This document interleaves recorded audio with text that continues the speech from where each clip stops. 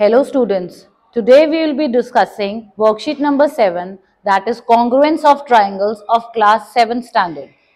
Beta first question hai, if two line segments are congruent then their dash are equal. बेटा दो line segments तब congruent होती हैं जब उनकी लेंथ दैट इज लंबाई क्या होती है इक्वल. दोनों line segments for example 6-6 centimetre है या 5-5 सेंटीमीटर है या 8-8 है. सो पहले का आंसर है length. Two line segments are congruent if their lengths are equal. Second question, if the dash of two angles are equal then they are congruent. दो angles कब कॉन्ग्रुएंट होंगे बेटा? जब उनकी मेजरमेंट दैट इज दोनों angles 50 degree हो या दोनों 60 डिग्री हो, then we say that two angles are congruent. So if the measurement of two angles is equal then they are said to be congruent. Question number 3, you have to tell the sign of the congruence. बेटा sign of congruence होता है equality के sign के ऊपर ऐसे similarity का sign. So this is the sign of congruency. Next question number 4, triangle DEF जो है वो कॉन्ग्रुएंट है टू ट्राइंगल BCA. ठीक है, आपने कॉरस्पॉन्डिंग पार्ट्स लिखने हैं ट्राइंगल BCA के. बेटा जब भी हम कॉन्ग्रुएंसी में ट्राइंगल्स लिखते हैं तब जो लेटर्स की पोजीशनिंग होती है वो बहुत ध्यान से करनी होती है, क्योंकि जो कॉरस्पॉन्डिंग पार्ट्स होते हैं एंगल्स और साइड्स वाले उनके जो लेटर्स की पोजीशंस होती है वो सेम होती है. लाइक एंगल DEF में सेंटर पोजीशन पे है और इसमें एंगल C है सेंटर पोजीशन पे. सो एंगल E किसके इक्वल होगा बेटा? एंगल C के. लाइन सेगमेंट EF कौन से दो पोजीशंस पे आ रही है? सेकंड और थर्ड. 3 लेटर्स हैं और EF कौन से पे आ रही है? सेकंड और थर्ड. तो इधर से भी आप कौन से लोगे? सेकंड और थर्ड, दैट इज CA. तो EF किसके इक्वल होगी बेटा? CA. Then angle F third position और इधर से third position angle A. Then DF first और लास्ट, फर्स्ट और थर्ड, तो इधर से भी फर्स्ट और थर्ड, दैट इज BA. ठीक है. So I hope this question is clear to you. जब भी आपने कॉन्ग्रुएंसी में ट्राइंगल्स के कॉन्ग्रुएंट के नेम लिखने हैं तो जो कॉरस्पॉन्डिंग एंगल्स और कॉरस्पॉन्डिंग साइड्स होती हैं उसमें जो लेटर्स की पोजीशन है दैट मैटर्स. ठीक है बेटा. Then question number 5, triangles of same dash and dash are congruent. बेटा जो दो ट्राइंगल्स की साइज और शेप सेम होंगे वो क्या होते हैं? Congruent. So triangles of same shape and same size are congruent. Size भी सेम होना चाहिए और शेप भी सेम होनी चाहिए. ठीक है बेटा. Second, each triangle has 3 sides and 3 angles. हर एक ट्राइंगल के 3 साइड्स होती हैं और 3 एंगल्स होते हैं. जैसे आप ये देख सकते हो ये ट्राइंगल बना हुआ है, इसमें angle A, angle B, angle C 3 angles हैं और AB, BC और AC 3 साइड्स हैं. So every triangle has 3 sides and 3 angles. Then third part में आपने ये दोनों ट्राइंगल्स कॉन्ग्रुएंट इनके नेम्स लिखने हैं एंड देन उनके कॉरस्पॉन्डिंग इक्वल एंगल्स और कॉरस्पॉन्डिंग इक्वल साइड्स लिखनी है. सो बेटा ट्राइंगल, इस ट्राइंगल का फर्स्ट ट्राइंगल का नेम है triangle ABC is congruent to triangle. इस ट्राइंगल का नाम है ट्राइंगल. A के कॉरस्पॉन्डिंग देखो बेटा E है, B के कॉरस्पॉन्डिंग F है और C के कॉरस्पॉन्डिंग G है. A और E पे दोनों पे 1-1 मार्किंग है, B पे 3 मार्किंग्स हैं, F पे भी 3 मार्किंग्स हैं और C और G पे 2-2 मार्किंग्स हैं. सो आप कैसे लिखोगे? A के कॉरस्पॉन्डिंग कौन सा है? E, B के कॉरस्पॉन्डिंग है F एंड C के कॉरस्पॉन्डिंग है G. So triangle ABC is congruent to triangle EFG. अब आपने लिखने हैं corresponding equal angles. So angle A के इक्वल आएगा बेटा आपका angle E. Then angle B के इक्वल आएगा angle F and angle C के इक्वल आएगा बेटा एंगल G. सो ये आपके 3 एंगल्स हो गए corresponding angles equal. And then आपने बतानी है corresponding equal sides. So AB side के इक्वल कौन सी होगी बेटा? EF, ये दोनों साइड्स. देन BC के इक्वल होगी FG, ये वाली दोनों. एंड देन AC के इक्वल EG. सो ये वाली 3 साइड्स जो हैं वो कॉरस्पॉन्डिंग इक्वल साइड्स हैं. So I hope this question is clear to everyone. Then in question number 6, in the following figure, using the congruence rule, you have to write the answer in the symbolic form. आपने triangles के name बताने हैं बेटा. First one is done as an example for you. Triangle ABC is congruent to triangle RIW. देखो जहाँ पे C की position है थर्ड, वहां पे W आएगा, तो थर्ड पोजीशन पे कौन सा आ रहा है? W. ये वाली side ABC is equal to IW, तो BC सेकेंड और थर्ड, IW सेकेंड और थर्ड, AC फर्स्ट और थर्ड एंड RW फर्स्ट और थर्ड. तो ऐसे ही आपने इसके नेम्स बनाने हैं एंड कॉन्ग्रुएंसी का रूल बताना है. अब देखो यहाँ पे इन्होंने ट्राइंगल ABC लिख दिया, एंगल A के कॉरस्पॉन्डिंग इन्होंने यहाँ पे एक्चुअली बनाया नहीं है. A के कॉरस्पॉन्डिंग नहीं है, आपको पता. ये B वाला किसके इक्वल है? P के इक्वल, और C वाला किसके इक्वल है? G पे. सेम मार्किंग है, तो B सेकंड पोजीशन पे है, तो सेकंड पोजीशन पे आप कौन सा एंगल रखोगे? P. C थर्ड पोजीशन पे है, तो थर्ड पे आप कौन सा रखोगे? G. एंड जो ये वाला रह गया वो किस पे आ जाएगा? फर्स्ट पोजीशन पे. सो ट्राइंगल ABC किसके कॉन्ग्रुएंट है? KPG. अब देखो ये वाली साइड BC सेकंड और थर्ड, और इधर से सेकंड और थर्ड कौन सी आ रही है? PG. ठीक है, ये सही आ गया हमारा. एंड आपने अब कॉन्ग्रुएंसी का रूल बताना है बेटा.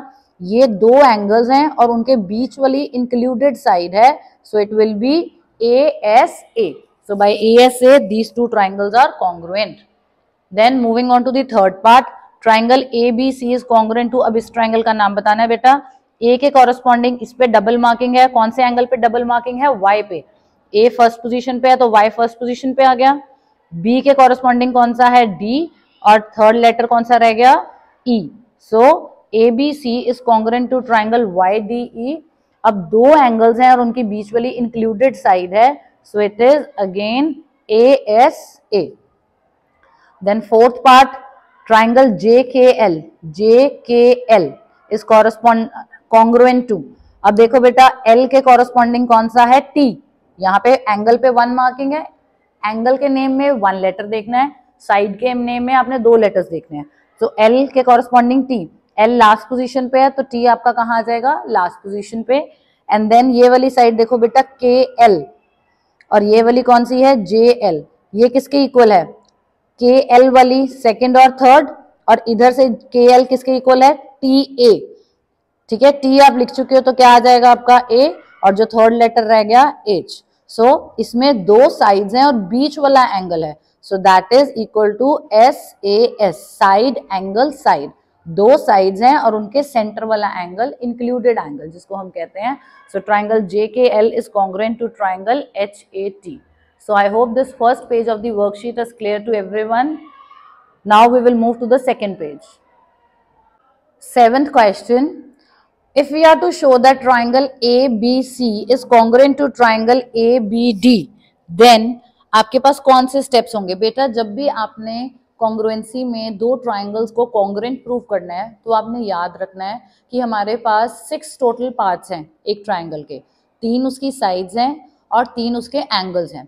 कॉन्ग्रुएंसी प्रूव करने के लिए हमें 3 पार्ट्स इक्वल प्रूव करने होते हैं. जो ट्राइंगल आपका लेफ्ट हैंड साइड पे लिखा है आपने उसके जो कॉरस्पॉन्डिंग पार्ट्स हैं वो लेफ्ट पे लिखने हैं. जो ट्राइंगल राइट पे लिखा है उसके आपने राइट साइड पे लिखने हैं. अब देखो ये ट्राइंगल ABC में जो साइड BD है इन्होंने ABD को लेफ्ट पे लिखा है. ठीक है बेटा, so you will write triangle ABD is congruent to triangle ABC. इस ट्राइंगल का BD और इस ट्राइंगल का BC, ठीक है, both are equal, both are given to you as 3 centimetre each. आपने हर एक स्टेप का रीजन लिखना है कि वो कैसे इक्वल आया. देन एंगल ABD किसके इक्वल है? Angle ABC 100 degree each. दोनों एंगल्स कितने हैं बेटा? 100 डिग्री. देन AB जो साइड है वो ये वाले ट्राइंगल में भी आ रही है जिसमें मैं ऐसे लाइंस ड्रॉ कर रही हूँ, और ये वाले ट्राइंगल में भी आ रही है जिसमें मैंने ऐसे डॉट्स ड्रॉ किए. ठीक है, दोनों में AB साइड जो है वो क्या है? कॉमन. सो मेरे पास 3 पैरामीटर्स हो गए, ये वाली 2 साइड्स और ये वाला एंगल. ये वाली साइड इस साइड के इक्वल है बेटा, ये वाली साइड कॉमन है और उनके बीच वाला इंक्लूडेड एंगल है. So by side angle side these two triangles, triangle ABD is congruent to triangle ABC. तो आपने तीन पैरामीटर्स इक्वल प्रूव करके दोनों ट्राइंगल्स को कॉन्ग्रुएंट प्रूव कर दिया. ठीक है बेटा. Moving on to question number 8. Given figure में AB and CD bisect each other. बेटा बाइसेक्ट वर्ड का मतलब क्या होता है कि वो दो इक्वल पार्ट्स में डिवाइड हो रहे हैं. दैट मीन्स कि आपके पास AO और OB इक्वल है. देखो दोनों पे 1-1 मार्किंग है. एंड OC और OD इक्वल है, दोनों पे 2-2 मार्किंग्स हैं. तो हमने ये वाला प्रूव करना है. Triangle AOC is congruent to triangle BOD. अब कैसे करेंगे? AO is equal to, AO किसके इक्वल है बेटा? OB के. दोनों पे 1-1 मार्किंग है. Reason CD and AB bisect each other. ठीक है, आप यहाँ पे रीजन क्या लिखोगे? CD and AB bisect each other. ठीक है बेटा. Again CO is equal to OD. बेटा यहाँ पे गलत है. It should be OD. CO किसके इक्वल है? OD, not OB. CO is equal to OD. Again the same reason as above. CD and AB bisect each other. Next angle AOC, ये वाला angle बेटा is equal to angle BOD. Angle 1 is equal to angle 2. Reason, these are vertically opposite angles. और जब दो intersecting lines होती हैं तो आपको पता है vertically opposite angles क्या होते हैं? Equal. So triangle AOC is congruent to triangle BOD. ठीक है बेटा. एंड द रीजन, कौन सा रूल लगा? ये वाली साइड, ये वाला साइड और उनके बीच वाला included angle by SAS, side angle side. So I hope this question is clear to everyone. Triangle AOC is congruent to triangle BOD by SAS congruency. Then moving on to the last part. इसमें बेटा आपने match करना है, आपने congruency का rule बताना है. अब देखो फर्स्ट वाले में आपके पास ये दो ट्राइंगल्स आपने कॉन्ग्रुएंट प्रूव करने हैं. एक ट्राइंगल ABD है और एक ट्राइंगल ACD है. दोनों में यहाँ पे क्या बन रहा है? 90 डिग्री.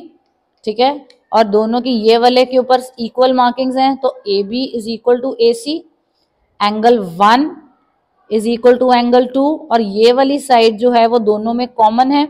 ठीक है, so AD is equal to AD. तो कौन सा कॉन्ग्रुएंसी रूल बनेगा बेटा? ये राइट एंगल है. राइट एंगल के सामने हाइपोटेन्यूज इक्वल है और ये वाली side. So it is right angle, hypotenuse and side congruency rule. Then next, ये दोनों ट्राइंगल्स आपके पास कॉन्ग्रुएंट है बेटा, this one and this one. अब इसमें AB किसके इक्वल है? CD के इक्वल है. BC is equal to AD, side equal है. और ये वाली साइड जो है बेटा दोनों में क्या है? कॉमन. सो तीनों साइड्स इक्वल हैं. दोनों ट्राइंगल की तीनों साइड्स आपस में इक्वल हैं. तो ये कौन सा कॉन्ग्रुएंसी रूल बनेगा बेटा? SSS, side side side. Then third part, ये वाली दोनों लाइंस बेटा, अब ये इक्वालिटी का साइन नहीं है. जब आपके पास एरो आता है that is the sign of parallel. AB is parallel to CD, और जो ये वाली लाइन है इसका क्या है? Transversal.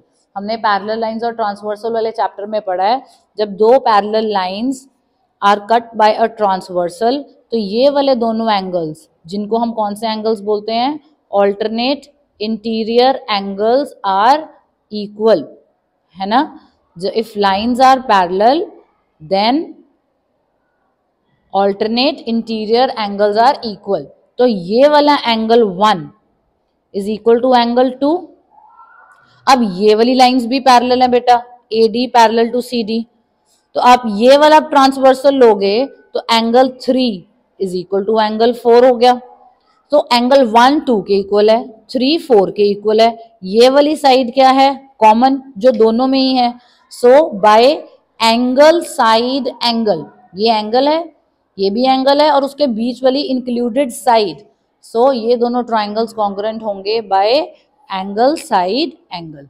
So last one undoubtedly it will go to SAS, match the following में जो लास्ट ऑप्शन बच गया. But still we will verify it. ये कैसे आया? अब ये AB is equal to CD. Although बेटा जो आपका फिगर है उसमें देयर इज अ मिस्टेक, क्योंकि AB और CD देखने में ही लग रहा है कि दीज आर नॉट इक्वल. तो जब आपका एग्जाम में क्वेश्चन आएगा तो ये जो ए बी और सी डी की लेंथ होगी ये बेटा इक्वल होगी, ए बी और सी डी क्या है इक्वल, एंड देन ये वाली लाइन ए सी